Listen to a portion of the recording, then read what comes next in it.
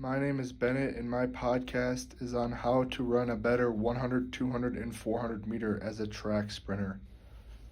My podcast is going to be divided up into 4 segments. The first one being how to train in the off season, and then the second one being how to run the 100, third being how to run the 200, and fourth being how to run the 400. My freshman year, my PRs were 12.5, 25, and 57, and I've gotten them down to 10.91, 21.98, and 49.26. I'm currently first in the state in 4A for the 200 and 400 meter, and over the years I've learned a lot of tricks. The first segment is going to be how to train in the off season to put yourself in a position.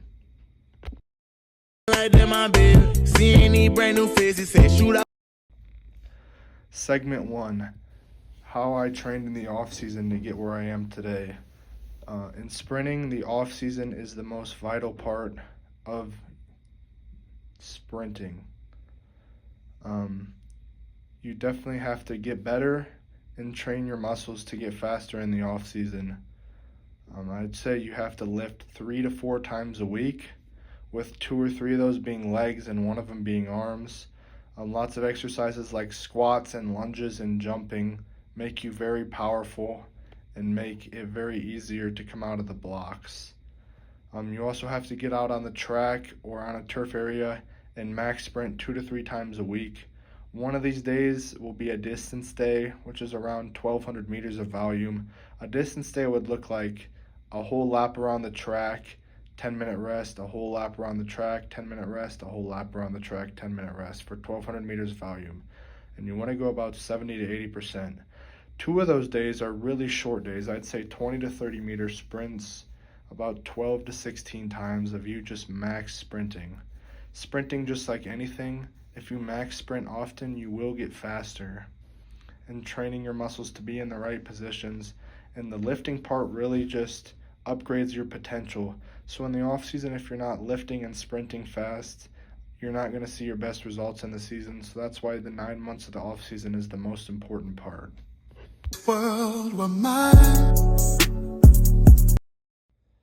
My second segment is how to run the 100 meter. You've gotten done with your training, and now it's time to use what you built up in the off season and to really tune it up. The first part of the 100 is the dry phase. When I ran 12.5 my freshman year, I struggled with the dry phase. The dry phase really sets you up for the race in the 100. The start is such a big deal. Make sure to comfortably set your blocks and get in the starting block. When the person says set, get up in a position where your butt is up and you're looking in the ground.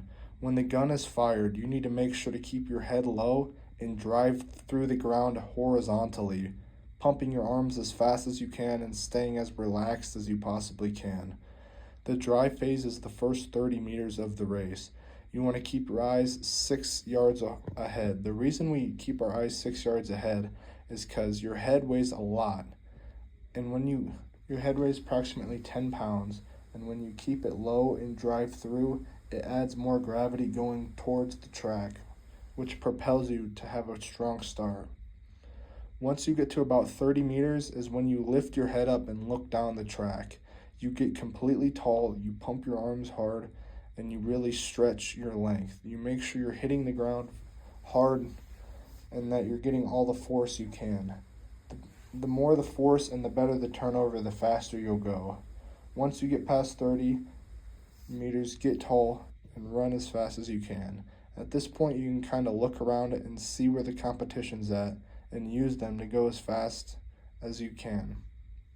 When you get close to the race, don't tense up and don't try anything you haven't done.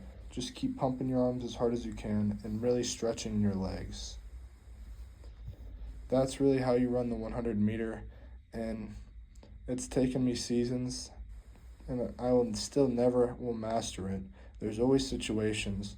Like last week, I raced the fastest guy in the state, a 10.57 guy, and when I got in the blocks, I freaked out. If there's anything you can take from this, it's that when you're sprinting, you need to stay as loose as possible. When you get tight, your muscles can't stretch and everything goes bad. I got scared and I got tight, and that affected my race last Saturday, and is something I'm going to work on with state coming up.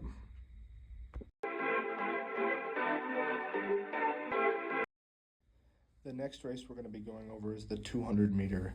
A 200 meter is half of a lap around the track. This is currently my favorite race and the one I'm best at. To be good at the 200, it requires a lot of top-end speed. It's a long, brutal race, and you have to stay going fast the whole way. My tips for this one is the drive phase is the exact same through the first 30 meters. Come out and stay low and really just keep going fast. Once you get to 30 meters, get really tall. When you get tall and run the curb, try to hug the inside of your lane. The inside of your lane will make it to where you don't have to run as much volume. Pump your arms as fast as you can and stay relaxed and focus on your breathing. That curb is quite a big accomplishment to get past. It's gonna feel weird, but just keep driving through the curb. And once you get past the curb onto the straightaway, just really focus on opening up your strides and digging deep with all you got. This race, my PR currently is 21:98, so it's a very long time of you running as fast as you can. This race requires a lot of training and a lot of lactic acid, so you need to train to the point where the lactic acid, you don't feel it as much coming down that last stretch. People really push it on this race, and it takes a lot. I'd say for this one, just stay relaxed. If you can stay relaxed and open up your stride length, it'll save you seconds in this race.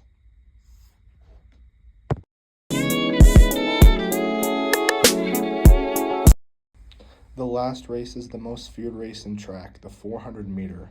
A full lap around the track of people running as fast as they can. This one takes the most strategy out of all of them. There's lots of ways that people run the 400 meter. There's people that just run as fast as they can and just try to hold on to the end. There's people that come out slow and at the end try to catch everyone. My PR in this race is 49 seconds. The world record is around 43. So this race is a long race. For this one, my strategy has always been to go out fast. I have a great 200 meter and that helps me in this one.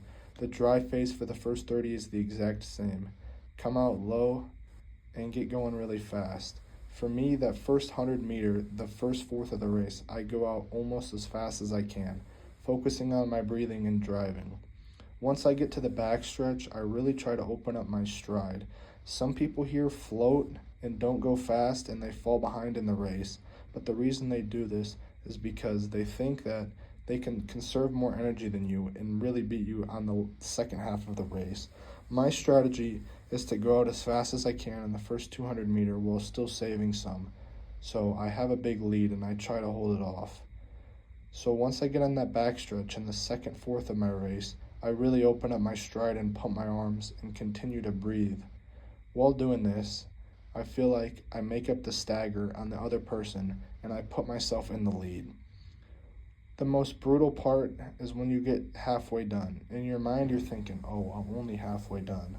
From here on, it's called the uphill phase. From 200 to 250 meters, it's going to feel like you're running up a hill. It's the start over of a new 200. And with the way I run it, I'm a little bit tired.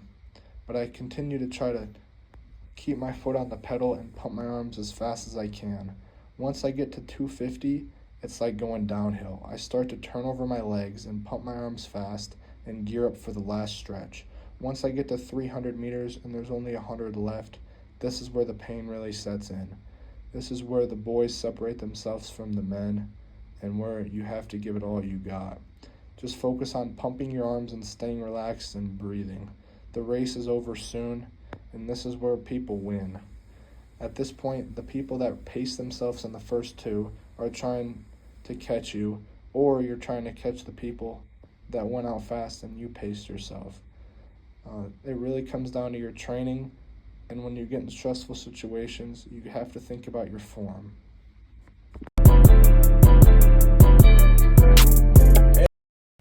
That was my podcast on how to run the 100, 200, and 400 meter.